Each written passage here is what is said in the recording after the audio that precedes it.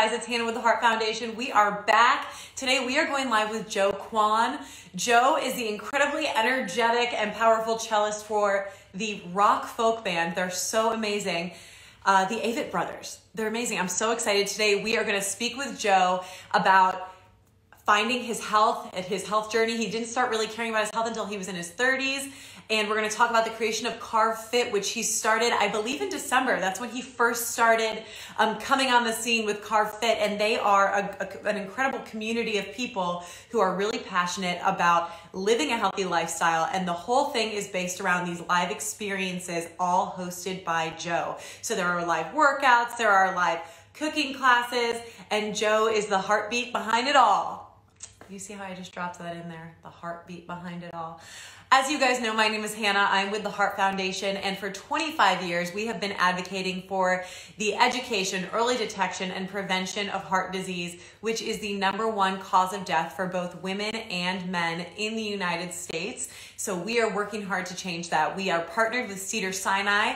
We are very proud to support some groundbreaking research happening there under the direction of the brilliant Dr. P.K. Shaw. Some ways that you can help to support that research. You can always donate at the bottom of this conversation. If you are watching it live, lucky you, you can donate down here. Or you can always tap the link in our bio. You can donate there. Or if you want to support the Heart Foundation by donating and spread the word, you can always purchase some of our merchandise. We have our incredible mantra shirts that say, "You're never too young, it's never too late." That is our mantra.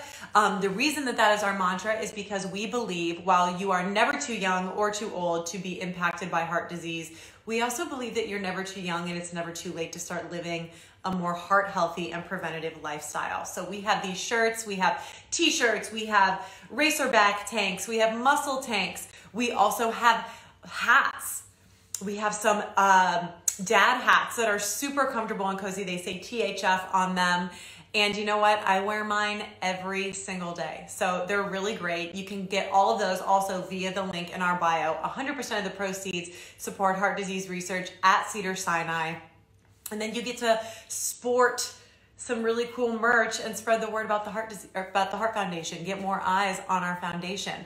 But like I said, we've been around for 25 years. It is our 25th year this year.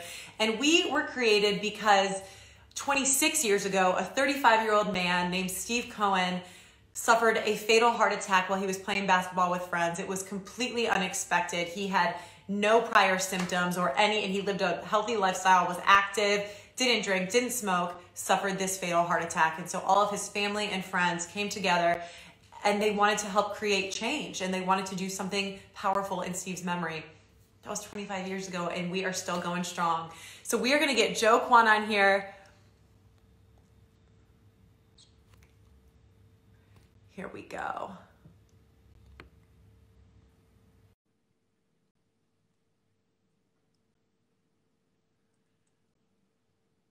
Should be on here any second. Joe. Hey, sorry about that. Hi. I was just taking care of something. I was like, oh, No, that's great. How are you? I'm doing so well. How are you doing? I'm so great. Okay, did you just do a workout, a live workout? Today, this morning at 9. Yeah. Amazing. Yeah. I saw when you were DMing me, you said I cannot do anything between these hours and these hours. I was like, wow, those are so specific. And then I saw you post that you were doing live classes. I was like, oh my gosh, this guy. He just doesn't stop. Doing those live classes, and then today's a recovery day for me, so I just did some bike work. It was quite nice. Awesome. Thank you so much for joining us on here, Joe. Well, absolutely. Thanks for having me. Oh my gosh, it's my pleasure. I absolutely had to reach out to you after I saw that video. It was like the story behind creating Carve. Yeah. Absolutely. So tell me a little bit about what was your motivation behind creating Carve and what Carve is for anybody watching who doesn't know. Absolutely. So I started Carve Fitness back in December, and it was born out of a necessity to do a few things, right? The pandemic screwed up all of our lives. That's done, right? I didn't realize how much of my kind of identity was tied to being on stage. And that's kind of maybe not so okay, right? Because maybe you shouldn't put all your eggs in one basket like that in Right. terms of happiness. So there was a bit of struggle in terms of mild depression that went on early on in the pandemic. And I realized the thing that I was missing was the community aspect of shows, of seeing people happy, of making people happy, being up there performing. Those are things that I didn't realize were so important to me. I mean, I knew they were important, but I didn't know to what extent they were that important.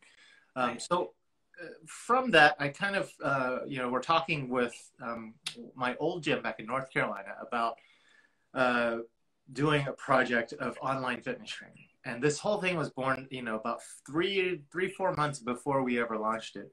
And over those 4 months, we met several times. At that point, we were already out of work.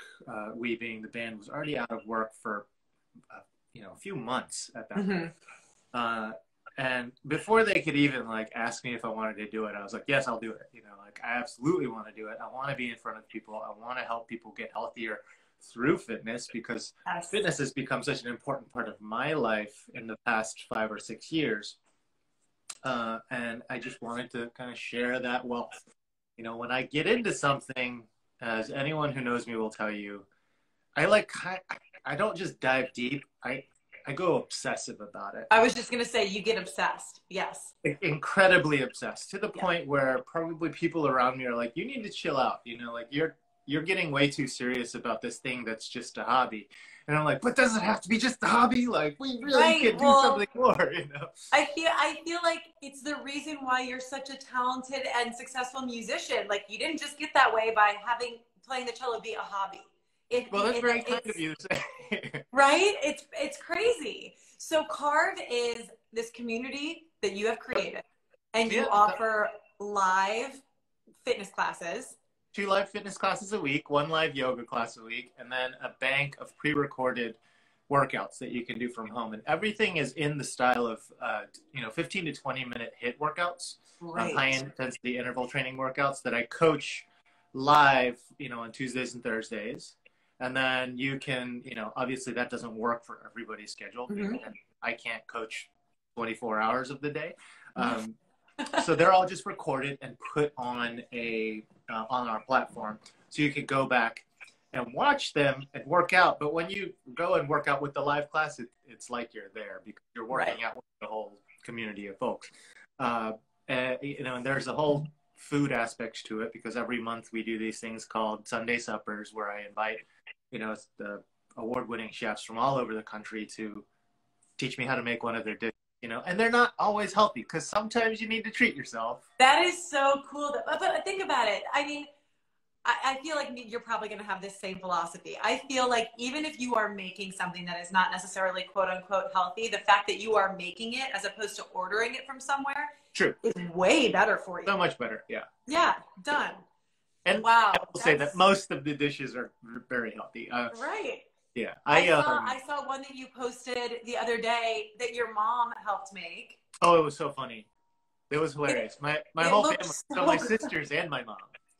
Oh my gosh. That's just like the dream family situation. Family dynamics are hilarious as, just on their own, but then to also be filming it and you're in the kitchen together, that's just asking for some great moments.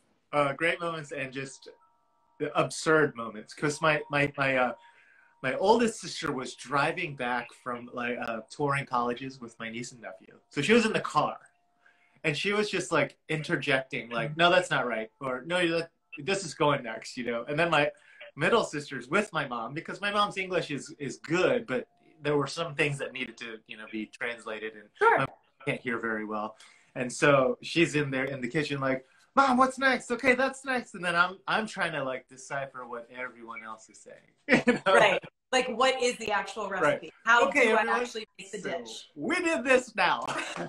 But it was a lot of fun. We had so much fun doing it. And then we were like, we should do this every month and just call it Cooking with the Kwons, I feel like that's the new Netflix special that's coming out, Cooking with the Kwons. It's an absolute mess, but in the best I would definitely watch that and attempt to follow along and try to make it myself. That sounds so fun. I think it would be. Yeah. And Netflix, if you're watching. I know. Anyone who knows anyone at Netflix, pitch it now. Yeah. So, Joe, I put up on our stories. Anybody have questions for Joe? What do you want to know? Okay. And a question that someone asked is, as a traveling musician, Yeah. how do you keep your diet healthy, and how do you keep Yeah. healthy with your fitness? Good question. And the only way that I can make that happen is by controlling what everyone else eats. So, Do you and cook for everyone, or do that's you not a say joke. like, this is Yeah. where we're going? No. So, there's a interesting progression that happens as bands grow. You get Mm-hmm. pushed further out into the burbs is one thing. So you can't really go grab takeout food as easily because once you're out there, you're usually in a tour bus, so you don't have a mode of transportation. So all of a sudden you're stuck with having catering. So I have the job of helping my tour manager write up a catering writer. Like, no vegetable should come out of a can. Everything should be fresh cut. Everything should be sourced locally if possible. If we can get any sort of meat products that are I you know love this. yeah. I So, have never heard of anyone who's on tour doing this. That's incredible. I think a lot of people do it. It's just that there's probably professionals who do it, not a member of the band. I'm just Right. like, I need to eat well. We all need to eat well. Everyone's on going through some. We're all aging. I like to say we're not old. We're just aging. We're not 20-year-old band on tour who can eat hamburgers and French fries every day. So Yeah. we are a lot more conscious about what we put into our bodies now, mostly because we can tell its effects on our show.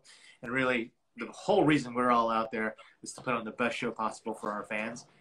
And early on, we didn't really realize how much food was a major part of that. Fitness was an even bigger part of that. And so luckily we're at a stage now where we can carry our gym with us. We can dictate how we eat on the road, and it's become a lot easier. That's great. So you said it impacts your performances, your eating. What do you feel like? You have more energy the better you eat? You feel like you genuinely put on a better show? It's not trying to come back up. Right? Oh, you don't have heartburn? Yeah. Like, I don't know if you've seen one of the shows, but they're hyperactive. We're running on stage and everything. Okay. I have a question for you that is a little silly, but I need to know. How much does your cello weigh? Oh, not very heavy. Not very heavy. Maybe between 10 and 15 pounds, probably. Okay, but Joe, the way you run around with it, it looks like it's 2 pounds. Well, that's a workout on its own. You being on stage with your cello, it's like he makes it look like it doesn't weigh anything. I have really bad back problems. Do you? Yeah. Another one of the reasons I forgot a lot is so I can sustain that level of activity. Yeah, when I was younger and I joined the band, I was 26 years old. I could not sleep. I could eat poorly. I could get on stage, wreck my body, and do it again. 6 days in a row. I'm 41 years old now. Everyone in the band is over 40, into their 50s. That ain't gonna cut it. We take care of our bodies. We make sure we're doing yoga when we have a chance to. We're getting massage therapy when we can. All the things that we can to try to maintain doing what we do for as long as possible is what we try to do. And working out, eating well, taking care of our body, meditating, mindfulness, getting help with our mental health. All these things are so important to keeping us out there. Yeah. Do you wish that you would have had this opinion or had this kind of approach toward life at a younger age? Of course. Yeah. I mean, I think about how much fitter I would be now. And I'm like moderately fit now. I consider myself a pretty fit individual. You're in great shape. You're being very modest. If I could have done this 10 years sooner, oh my God. Yeah. It just would be a different level. Yeah. But also, don't you kind of feel like you had to live the life that you did live when you were a little younger to get to the point where you really appreciate it now? Absolutely. And it wasn't, this is recent history too, because my fitness journey didn't start until 2015. And my real obsession with the relationship between food and fitness didn't come until probably this past year in terms of dialing it in. A lot of it had to do with my hereditary high cholesterol issues that I had. And so I had to go plant-based. in an effort to try to control these things because of my dad's history with heart disease. He had multiple heart incidents throughout his life. Not a very big person, just didn't exercise, didn't eat very well. He ate what my mom made. My mom's food's very healthy in comparison because it was all homemade, as you said. Sure. But, you know, when you're eating, you know, saturated fats every day like that, and your body is not really processing it genetically the way that it should, because everyone's very different. I'm not out here trying to be like, you shouldn't eat meat, because that's not me. No, it's different for everyone. Yeah, and I know your background, your family's from Korea, and and heart disease is, I think that's the #2 cause of death in Korea. So it's genetically built into your genetic makeup. We don't think about it that way, you know, and like everyone thinks they're different. You know, I'm different. In reality, if you look at the numbers, you probably fall in there. And if you don't, you're an outlier, and good for you. You know, like the folks who smoke and drink and eat bacon and eggs every morning for their whole life, they live to be 96 years old. Those are called outliers for a reason, you know. Like everyone can't do that. And I'm not saying that's you know, if you're an outlier, you are freaking blessed. Awesome. I just happen to be like the people in the curve, and I'm like right there in the middle. Listen, I have heart disease in my family. I'm right there with you. I'm like, I am the statistic. Like, I'm in there. I get it. So, okay, you said this whole journey started 2015. That's not that long ago. Yeah. And what was the inspiration? It was your dad's health, right? It was my dad's health. Primarily, it was my dad's health. I had always like knew my dad just wasn't taking great care of his body. He had multiple heart incidents. It kind of devastated me every time he would go in the hospital, because I was like, oh, this could be it. You know, he's gonna have a triple bypass surgery. This might be it. You know, all those things. And then on top of that, I'm touring a lot, and I happened to be on tour in Japan, in Korea, with a good buddy of mine, Ramin Karimloo, who we love. Right, who has done a lot of work with y'all. Yeah. So Ramin, he has a gym membership as part of his like hospitality writer. Like he has to have one because he's an extremely fit person. And we just had such a good time there. And I noticed he was always going to the gym. Every day he was going to the gym while we were on tour in Asia. And I finally said, Ramin, can I join you one of these days? You know, like it's like I visited Korea for the first time since I moved in 1981 to Archville, North Carolina. That is so cool. In 2015, I went to Korea with Ramin, and it was a weird moment where I'm like, of course, this is going to be the place where like the fitness journey would start, right? Of course, where your journey started. Right. Had to start there. And so I worked out.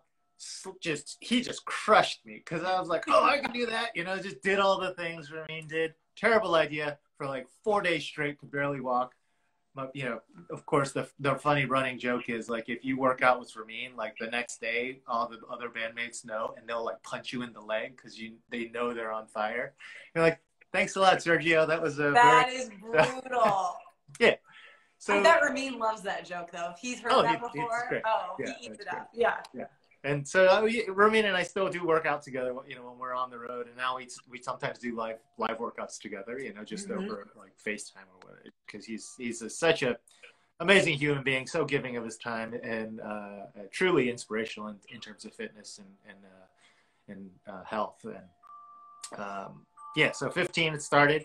I didn't really get like. With fitness, you start working out and you're very unfocused, because you just think going to the gym and like putting in some time is fitness. Right. It wasn't until like 2016, 2017 when I hired a personal trainer to like really show me what working out's supposed to be. Yeah. That I got serious into it.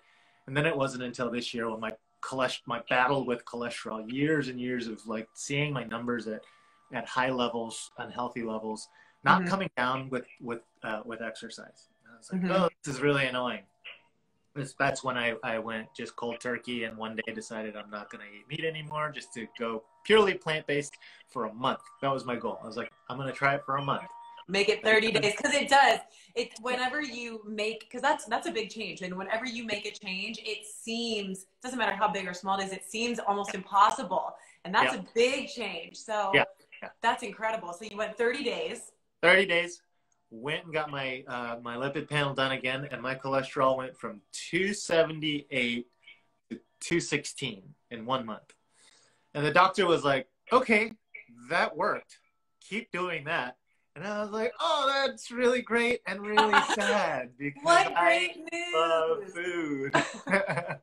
I love eating everything. I love the fact that I used to be able to eat everything. Sure. So, you know, now it's very much about choosing when I can eat those things. I have three rules. If someone cooks for me, I eat what they make me. If we're celebrating something, I eat what's there.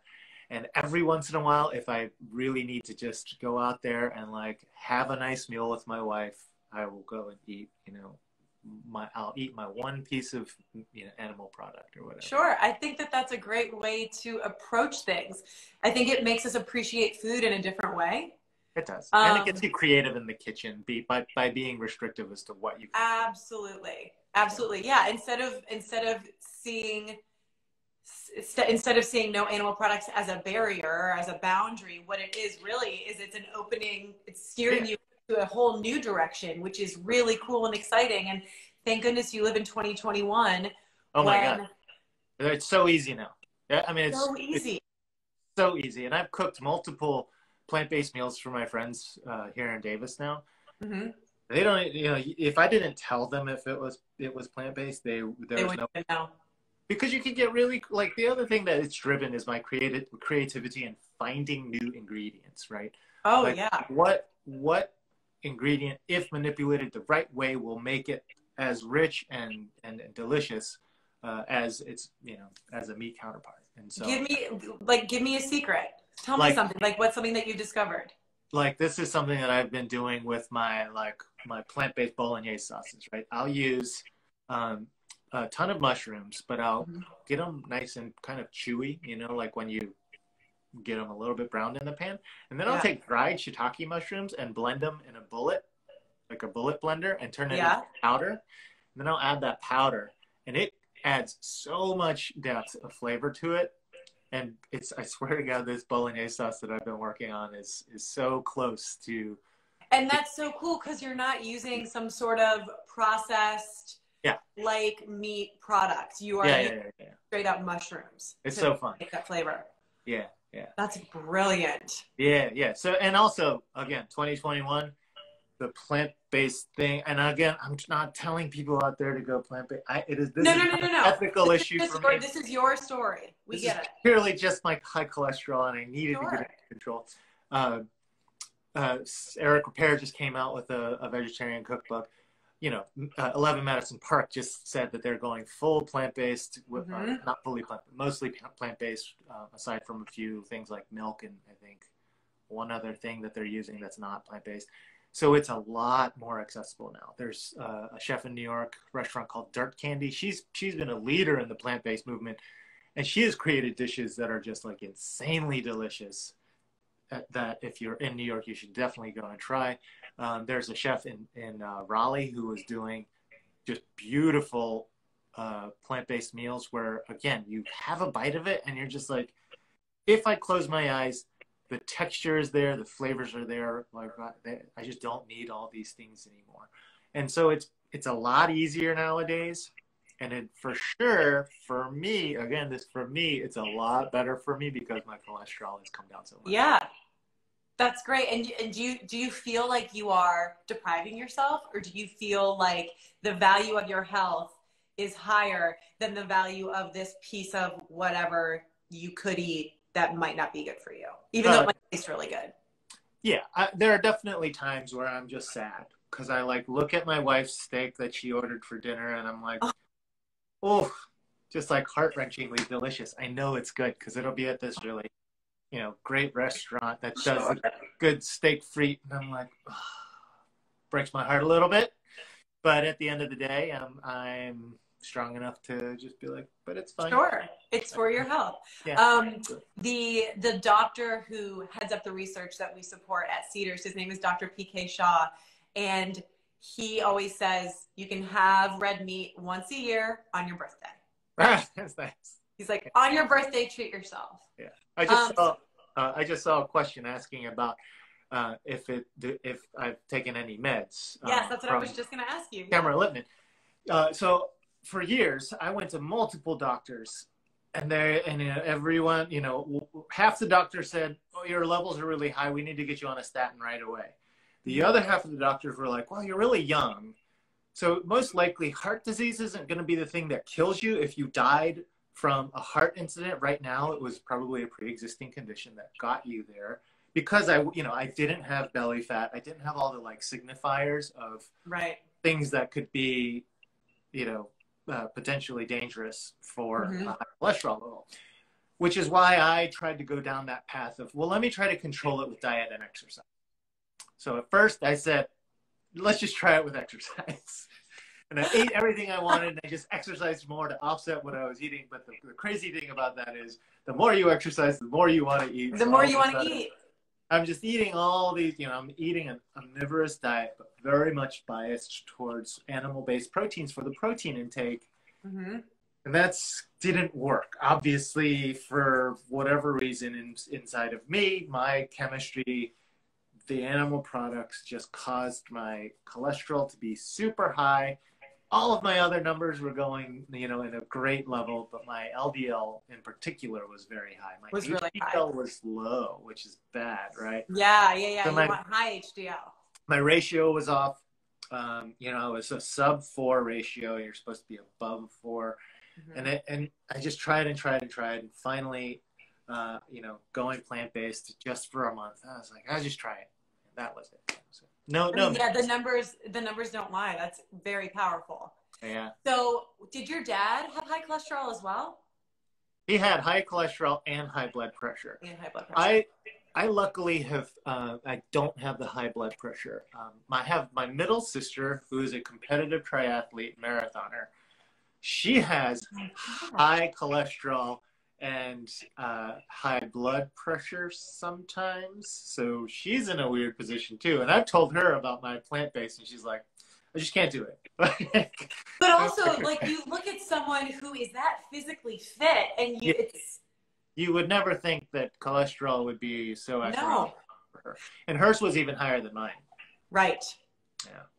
Wow. I mean, I don't know if you have checked out any of the other people that we've spoken with this year, but I spoke with Jamie Foxx around this time last year. He said that he was in the best shape of his life.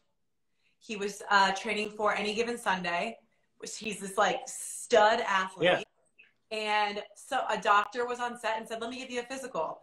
And Jamie didn't even want to do it because he was like, why would I get a physical? I'm in the best shape of my life. Look at me. Why would I do that? And then he just decided, okay, I'll do it. Yeah. Took his blood. He had crazy high cholesterol. And he's like, you've got to be kidding me. I'm young. I'm in shape. There's no way. It's such a bummer.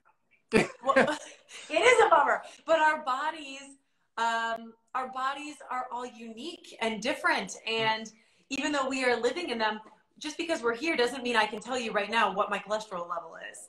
That is why it's so important to go to your doctor and to get checked out and to be in touch with your genetic past. Disposition, and past, Because do you think that you would have ever really made any changes or even considered getting checked out more deeply if it hadn't been for your father's health issues? It wasn't even my father's issues that caused me to go get checked. Well, what was? It was my wife who was like, your dad has had heart problems his whole life. You should probably go to the doctor every year like a grown adult should. And I was like, oh, but I'm healthy. I'm not that, the same things that Jamie Foxx said. Yeah. And so I was like, okay, fine, I'll go. And I went. And they were just like, yeah, your cholesterol. And that, since I've been going to get my yearlies, it's always been just the cholesterol. My glucose is fine. My lipid panels, everything comes back fine. It's just cholesterol. So I'm But lucky. You found an incredible way to control it. And I'm very fortunate I can control it with diet and exercise. And obviously it's diet, but I like the exercise component of it because it makes me feel better. It makes you feel better, for sure. And I'm sure it makes you feel a little bit more in control as well. Yeah, for sure. Awesome. So one last question that someone wanted to ask. If somebody wanted to start going plant-based, what's a good place to start? get a cookbook. I went and got like 6 cookbooks, and the people have already figured out the tricks. So just learn from them. People much more talented than we ever will be in the kitchen have already figured out how to make vegetables delicious, fulfilling. You know, the thing that people always, and it's like, it's a weird toxic masculine thing where it's like, well, I need beef, you know. Mm-hmm. It's kind of, it's like, do you though? That's my question, is like, do you though? Because like maybe, you know, today you can eat a salad and with some really nice whole grains and some beans. I get it, like meat tastes good, but tying one's identity to beef was always weird to me, because it's like, for me, I tie my identity to like the love around the table that I get to make, you know, the creating experiences and making memories with people, not. I feel like, I'm sorry, I feel like that's the quote of this whole conversation. Right there. You tie it to the love around the table. That is what your identity is tied to. Yeah, not the piece of meat on my plate. Joe, come on. That's Awesome. so good. Thanks. That's a great piece of advice, though. Even if somebody doesn't necessarily want to go plant-based, if you just want to get some more vegetables into your diet, understand how to make vegetables and grains taste good, taste satisfying, get a cookbook. It's the most old school place to start, but there's a reason why we all still have a line of cookbooks in our house. Also, 21st century Instagram is like an amazing wealth of knowledge of people who are doing it. You know, New York Times, now it seems like every week the New York Times has some sort of plant-based recipe that comes out. I hate that this turned into a plant-based conversation, because I'm like the worst person to talk about this, because I'm so it's all right. And again, I wish I could go eat a piece of meat sometime, but right now I'm pretty okay just eating my vegetables and plant-based products. That's great. It's keeping you on a healthy trajectory. Stage. It's keeping me on stage performing. It is. Oh my gosh, it's keeping you on stage running around with your 15-pound cello like it's like a feather. It's crazy. I don't know what it weighs. I think it's 15 pounds. Oh my gosh, I have to tell you, one of my friends, first of all, I think the cello is the most, I don't know if I can say badass. I agree. On a Foundation's page or whatever, but hey, I'll say it. It's a badass instrument. I agree. It is so cool. One of my friends actually rented a cello during quarantine so he could start teaching himself. He already is a musician. He just did not know how to play this instrument. And it's so cool. My husband and I were over at his place last week or a couple weeks ago. And of course, Riley, my husband, sits down and is like, you have to teach me. Like, show me everything that you've learned. Amazing. It's such a cool instrument. It sounds like the human voice. It totally does. It's just so rich, and I don't know. I feel like you feel it in your bones when you hear it. And it's somber and happy and all those things. You don't have yours with you right now, do you? I mean, I don't. I do not. I'm not prepared to play anything. No. That's okay. We can all look up YouTube. I've seen plenty of videos of you playing, and I've played a few thousand shows in my life, I guess. I don't know how many. Well, that's like when I asked you, I said, "Hey, can you send me a couple of photos of yourself?" And you said, "I don't have photos of myself." I don't. I'm so. All right. Look at this, Joe. Look at all these people. Let's hear a little something. Play. It's so sexy. Sweet. Go get it. Oh, that's nice. Are you sure? Are you sure? I honestly have no idea what shape it's in right now, because it hasn't been played in a few. So it would take way too long to set it back up right now. That's okay. I understand. I'm so grateful that you jumped on here with me today, and you told us all about your health journey and how you're implementing healthy decision-making into not only your day-to-day life, but when you're on tour. You're having such a positive impact on so many people with Carve and on your bandmates, but you're the one in charge of the food.